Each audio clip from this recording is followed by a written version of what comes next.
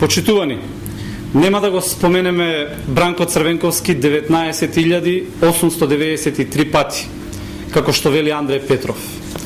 Ке го споменеме 1.989.300 пати, толку колку што има граѓани Република Македонија, точно онолку на колку мина Бранко Црвенковски нанел штета со своето владење, ги оштетил и ги осиромаши.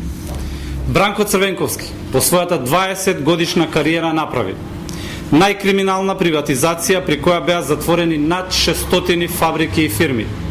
Се случи пропаст на пирамидалните штедилници Алфа С, ТАТ, Лавци, Джамаданче и други. Се случи криминален октопод на кој Бранко Црвенковски никогаш не му ги исече пипците како што вети. Се случи тепање на граѓаните во Ѓорче Петров, Битпазар, Тетово, Гостивар, Куклиш, Плетвар, Радовиш. Се случи рекордна невработеност од 40%.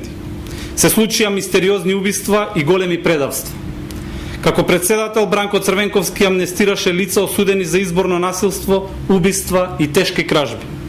Се случи целосна партизација на судството. Се случи атентат на председател на држава и неколку сомнителни самоубиства и ликвидации. Се случи шверц на нафта и цигари. Се случи исчезнување на 28 килограми кокаин од депото на МВР. На Бранко Црвенковски му се случија аферите Надеж 1 и 2, тешки неколку милиони евра. Заради сето ова, ВМРО ДПМН на овие избори ќе го победи Бранко Црвенковски. Ние го повикуваме Бранко Црвенковски да не се крие и да не бега. Го повикуваме Бранко Црвенковски да биде кандидат за премиер предложен од неговата партија и да биде носител на листа. Срамно е и јадно е да се обидува да се крие за имиња на полупартиски бизнисмени и партиски марионети, кои треба да бидат жртвени глувци за неговиот личен пораз.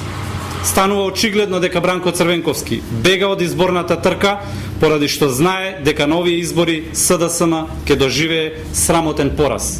Ниту Зоран Заев, ниту Радмила Шекеринска, ниту Андреј Петров, ниту другите околу Црвенковски нема да можат да го покријат неговиот срам и пораз на престојните избори.